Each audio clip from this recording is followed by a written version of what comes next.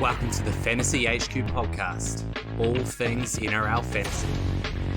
Find us on YouTube, Spotify, and Facebook. Your hosts, Frosty and Stevo. Welcome everyone to another podcast here on the Fantasy HQ. And Frosty, how are you, mate? Yeah, good. Thank you, Stevo. Looking forward to another round of footy, and my beloved Dogs getting thumped by 50 by the Panthers on Thursday night will be not so much fun. But feel free to join us, team, leading up to that game because we'll be on YouTube going live from 9 p.m. New Zealand time. So, Stevo, our first time last week, and some serious fun, wasn't it? Had a great time actually. Quite a few comments, quite a few questions, and a few people putting some shots into the Bulldogs. So thank you, David O'Sullivan, for your comments there, along with a few people going at the Roosters as well. So upset a few fans there, not being Rooster fans ourselves. So no, it was good fun. Look forward to it. So that's 9 p.m. New Zealand time. We'll go for about an hour until kickoff. And I think that's roughly 7 p.m. in Aussie. So love to have you there and ask some questions before the game kicks off. And it is Bulldogs versus Panthers, so it's sort of your team versus my team, and pretty confident I know where my pick's going to go this week. But tonight we are talking sells and holds. Starting with the sells, first man up, Reece Walsh. Devastating in the weekend, really. I decided to captain him in my personal team. Made that decision on the live stream, and we also did that to our Fantasy HQ team. So we missed out on close to 50 points there, not going with Cleary. And to be honest with you, I don't think it was a bad decision because Walsh was all but going to be high 50s, 60 points at half time if it wasn't for an inch or two down that sideline. And then if that had happened, he doesn't go and get a fractured skull there either. So Frosty, he's an obvious sell now, though. Yeah, and he's just adding to my list this season of guys I get in for a week or two and then need to trade straight back out. So he's joining Lasati and some others on my list, which is disappointing and frustrating, but not much you can do. So, yeah, I mean, there's a couple of things to discuss. Some people with getting rid of him, some people maybe waiting a week with Herbie. So I'll stop you right there, Frosty. I'm looking to get rid of him. I'll stop you right there because we do have a subscriber comment from Bailey Wisniewski, and he says just that. Is it worth holding Walsh this week to trade a Herbie next week? If I'm well stacked at wing fullback and centre for this coming round, to save a trade in this position looking forward. Good question from Bailey. Thank you for asking. And Frosty, do you think it's worth holding Walsh this week, sort of keeping that money in the bank? And Herbie obviously has the bye. So not playing this week, and then looking to pick him up next week. Yeah, it's a really interesting one, and it'll be different for different coaches. So you just need to weigh up what you have. For myself, I'm thin in the wing fullbacks. I had Setu too, and he is playing this week, but I don't really fancy playing him scoring, so I can hold Walsh a week. I've already had a plan in place to bring Herbie in next week, and I've got some money sitting there. So for me, I can get rid of Walsh to pretty much whoever I like, whether that's a Teddy, a Turbo, a Drinkwater, or a Pod of Tuala, and still have the money to bring Herbie in with one trade next week. So if you're like me and you already have some money up the sleeve, just make sure you've got enough there for Herbie. And if you are well stocked up, like Bailey mentioned, again, if you're happy to play a Papali'i or a 2 or whoever you have to allow you to be well stocked, maybe it's Cobbo, then have a week as a wee stopgap and then action it next week. Moving on now to Payne HAAS. So hasn't gone too good to start the this last couple of weeks. Injury, missed a game, and now sort of had a reduced minutes, 43 points. A lot of coaches, did go and trade him out. And at this stage, looks like the right decision. But he still has that potential of coming back in a big game against North Queensland Cowboys. With a few players out, he needs to take a bit of ownership. But Jason Dobrowski, he asked the question: do we need to have the Payne and the HAAS conversation again? I like that play on words there, Dombo. Very well done. And yeah, I think we do, Frosty. And we've got him down as a sell. And as it stands, I've got him out of my team. I'm bringing in Twirl. I'm also trading out Walsh.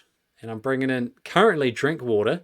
And that does give me money next week to go to Herbie. So what's your ideas on that? Is that sort of a good way to play it? Or am I making some bad moves?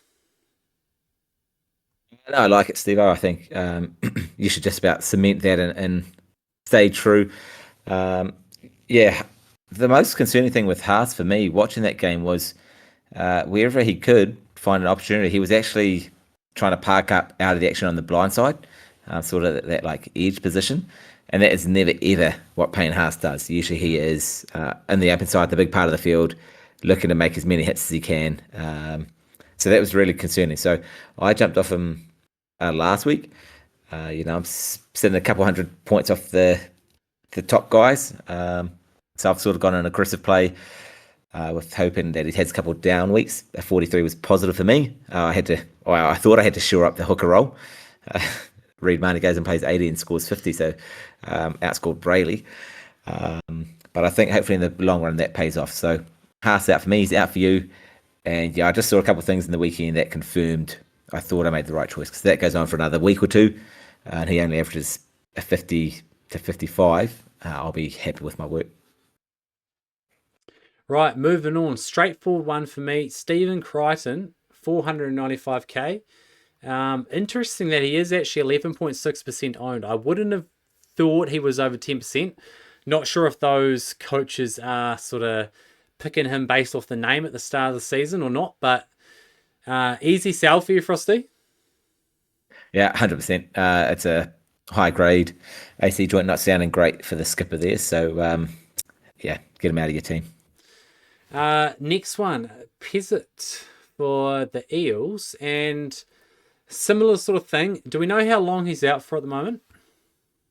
His is actually a good 5 or 6 weeks, so he's looking to come back. I think it's rounds 11 to 12. 11 to 12. They And have the bye in round 12, do they? I think they play it. Let me just double check. And to be fair, with Peasant, I don't think he's making you money like you need anyway. So it's probably is time to get off. 343k. He hasn't really done too much for you, but maybe not worth holding in your team at 5.6% owned. So I think a good one to get out, And Frosty. yes, and does have the round 12 bye. So you would imagine they put him on ice until then, so he'd be back round 13. Round 13, probably at the earliest. So, yep, that's Yeah. enough time to flick him off. Maybe go with the cheapie. You could go in the same team to Joshua Papali'i for 100k less and bank that cash, and that might help you make another move. So, good And option. Volkman's actually come in for him at I think 250k. So if you watch him for a week and he puts out a 35, he might be worth the roll of the dice. Could be a good option, especially if Moses is sort of a little bit. He's not healthy, eh? No, so Volkman could do a job there, could average around those 40s and make you pretty decent money. Another one here to sell, Bradman Best.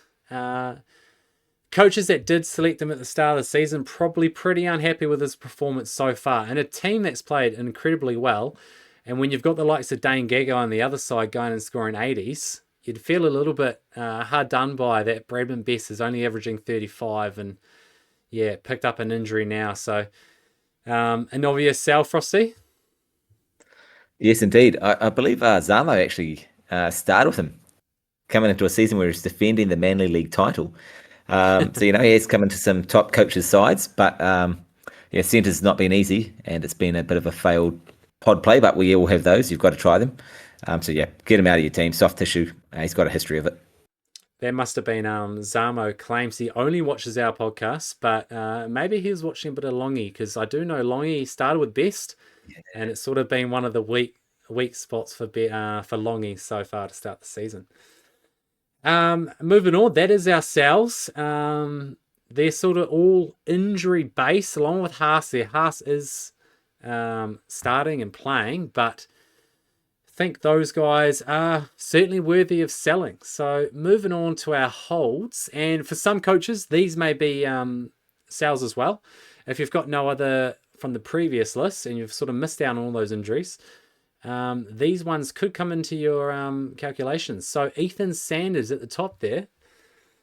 Now, Frosty, Ethan Sanders, break even of 38, so could still come out this week and make money. But do you think he's got the attack, and is the team sort of set up for him to really score well?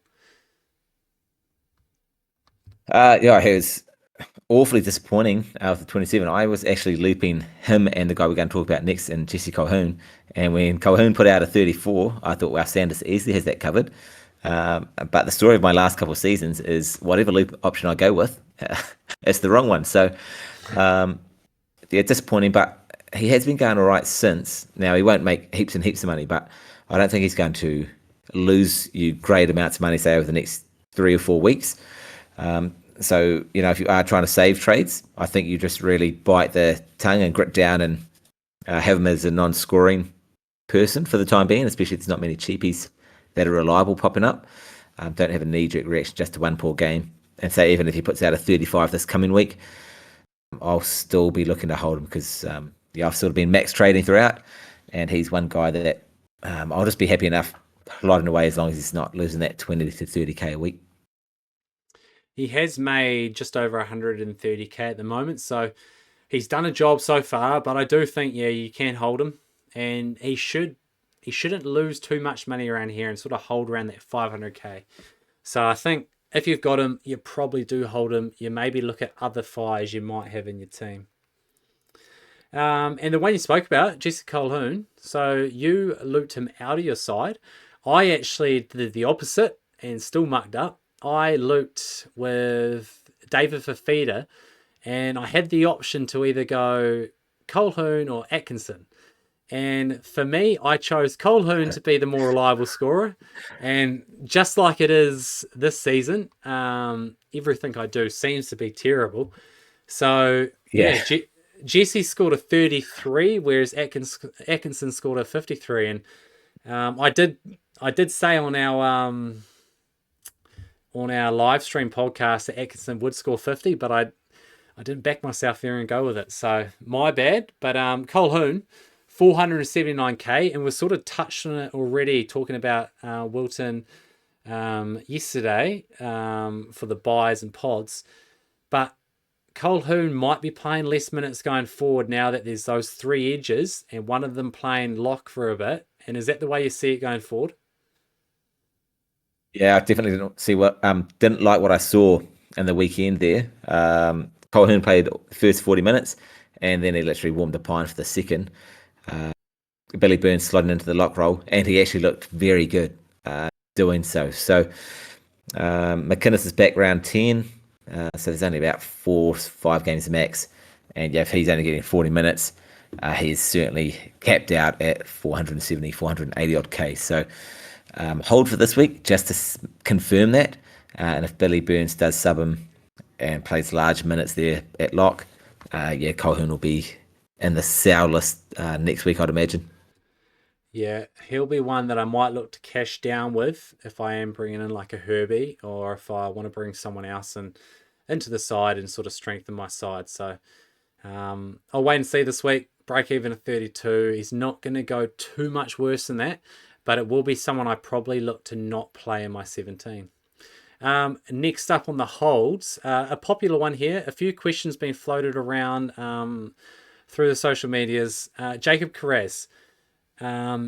Is it worth selling Frosty, Jacob Carraz, where the ball's not going out left, and against the Panthers this week, might get even less attacking threat? So he's got a break even of 60.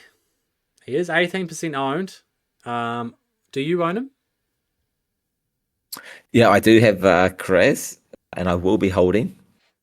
But yeah, a little bit worried about the Panthers. I mean, get to the Panthers, and if he does, say, put out a 30 to 35, the break even goes up higher. But yeah, he'll be one that I'll be staying with because I know what he can do. Positively for him in the weekend against the Bunnies, he did actually look healthy with that shoulder. So that was a positive sign, which I did like to see.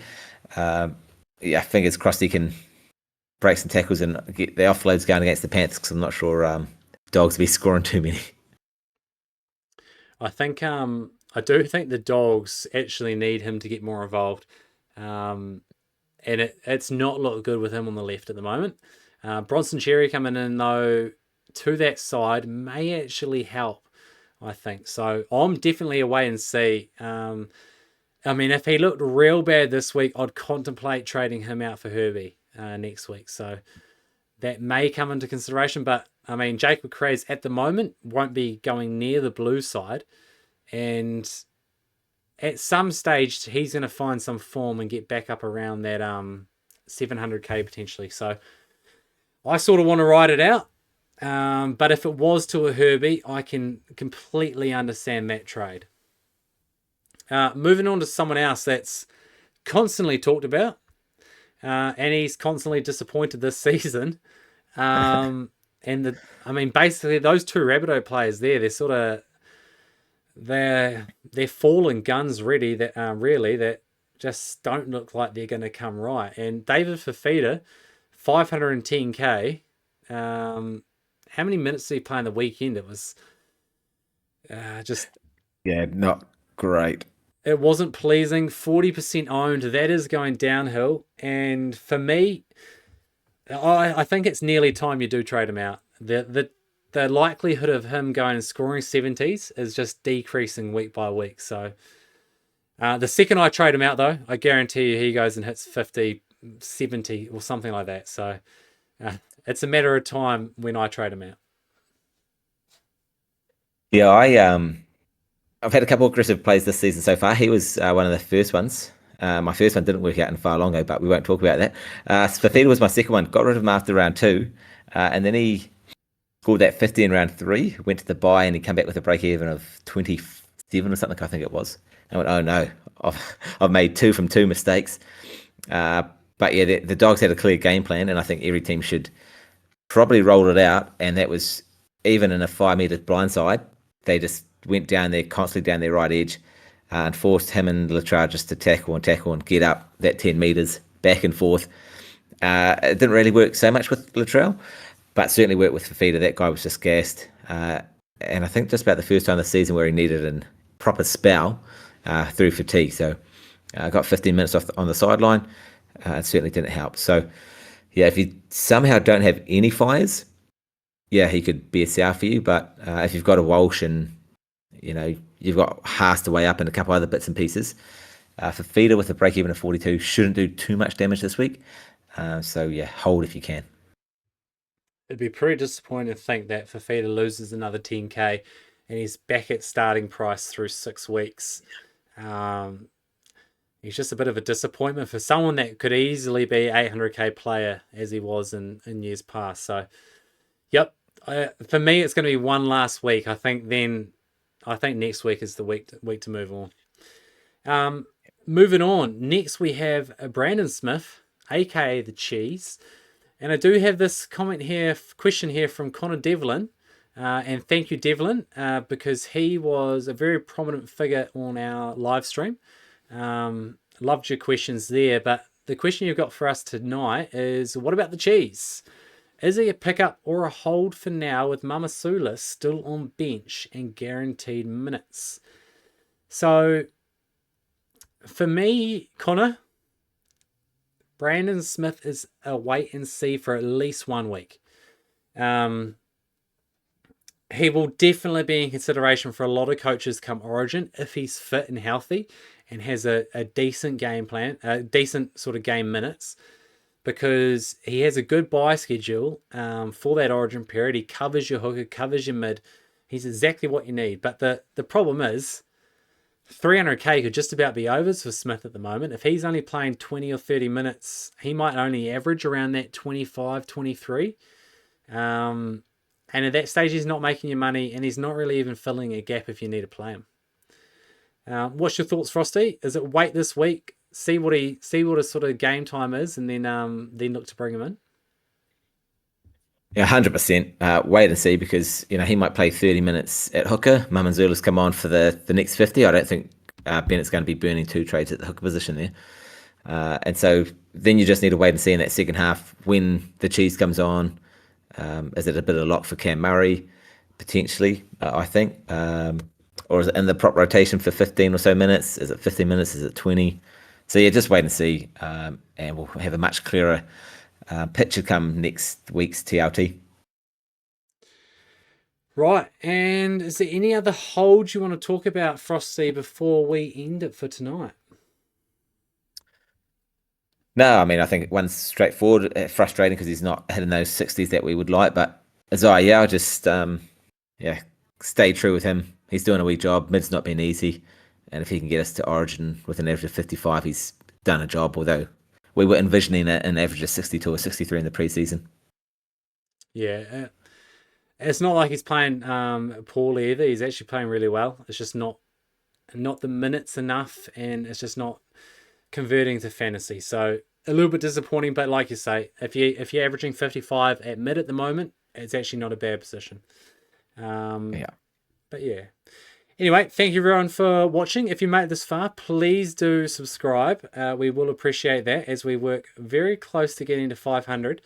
And do join us tomorrow night, for our live stream. So 9 p.m. New Zealand time or 7 p.m. Australian time, hour before kickoff. Me and Frosty are going to shoot the shit and answer your questions. So thank you, Frosty, and we'll see you tomorrow.